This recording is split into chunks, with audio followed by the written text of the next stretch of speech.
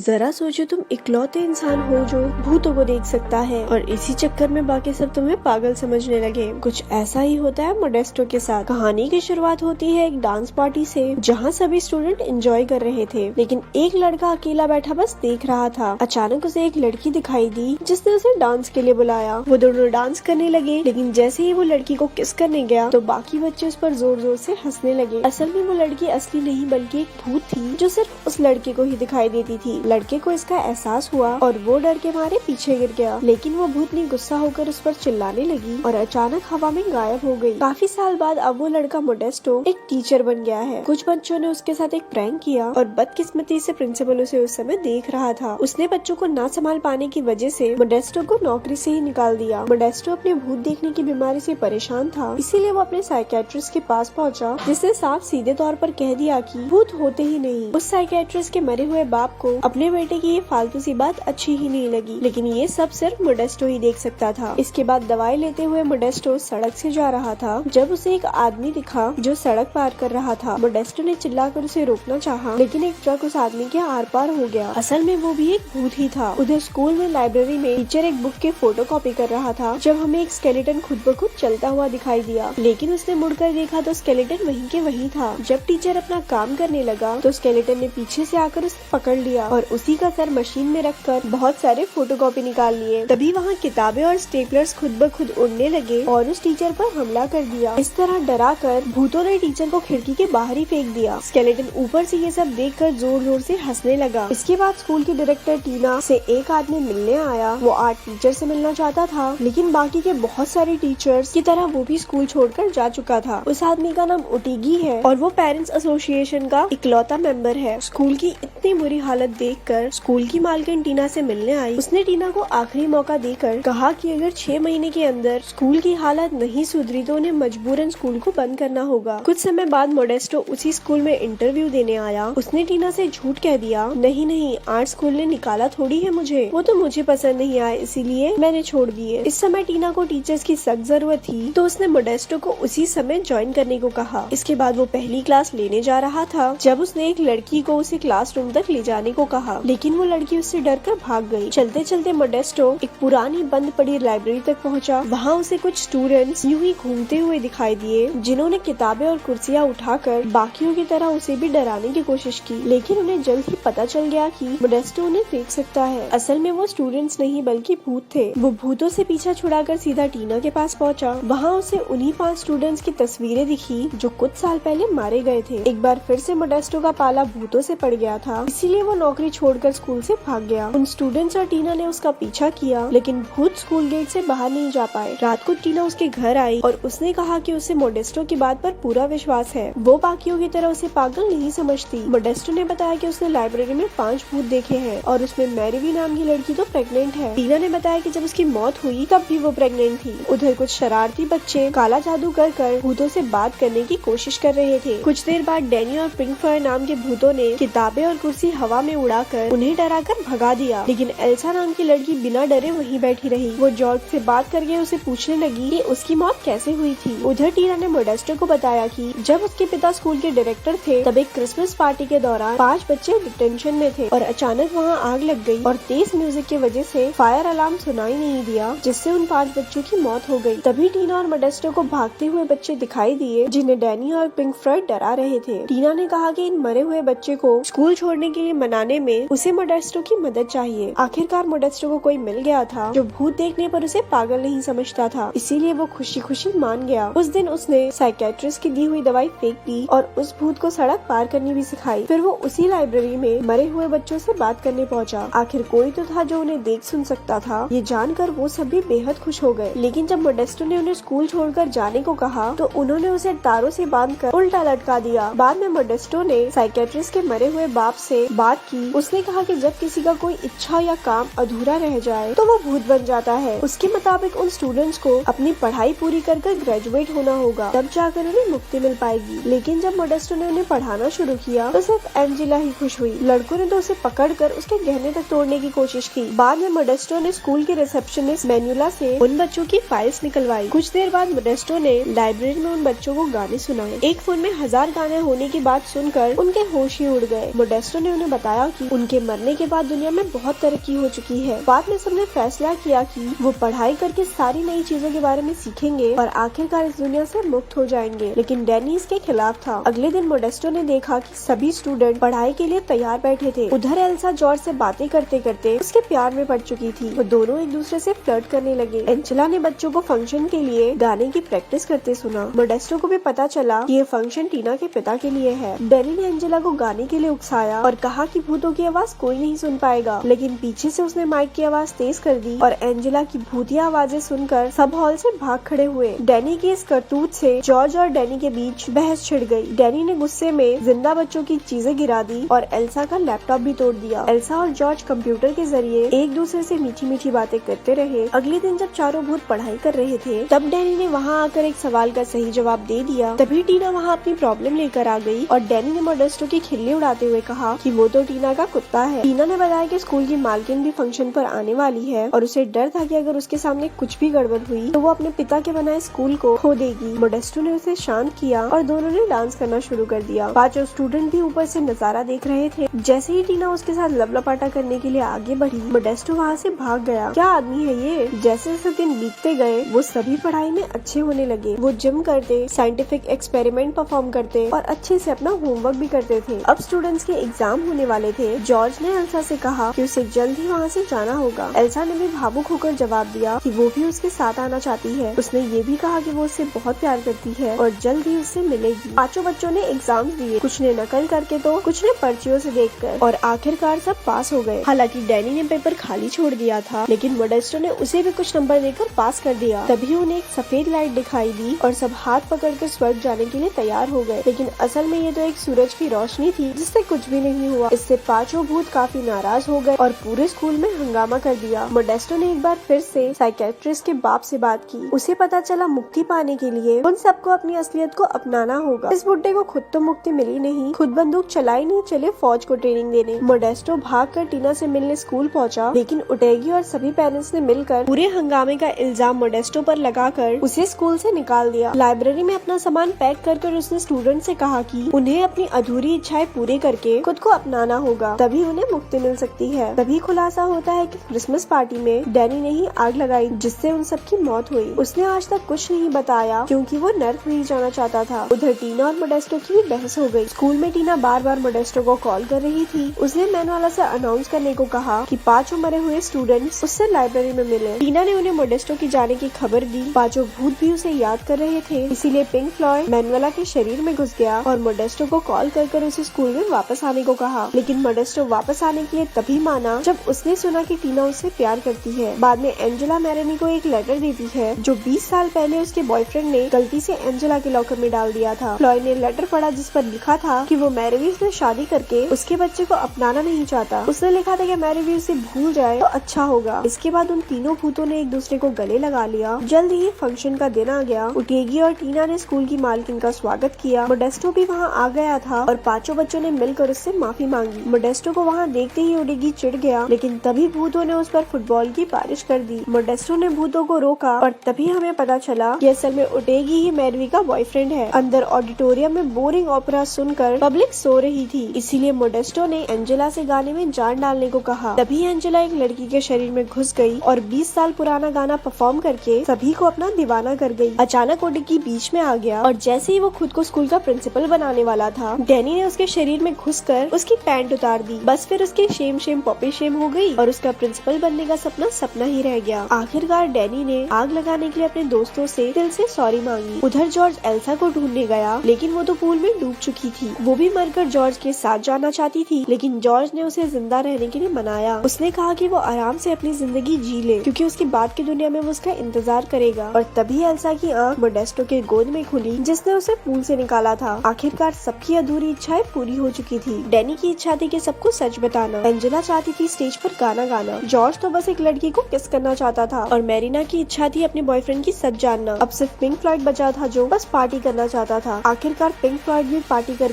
टल्ली हो गया। मैरीवी का बच्चा पेट में लात मारने लगा और चारों ओर लाइट्स टिमटिमाने लगी। आखिरकार उनकी मुक्ति का समय आ गया था। सबने एक दूसरे का हाथ कसकर पकड़ लिया। इसी बीच टीना ने भी मोडेस्टो का हाथ थाम लिया। पांचों भूत जगमगाने लगे और एक तेज सफेद रोशनी में समा गए और गायब हो गए। आखिरकार बच्चों बच्चों को मुक्ति दिलाकर मोडेस्टो और टीना ने लपलपाटा किया और ऐसे ये मूवी यहाँ पर खत्म हो गई। ऐसी और स्टोरी सुनने के लिए हमारे पेज को लाइक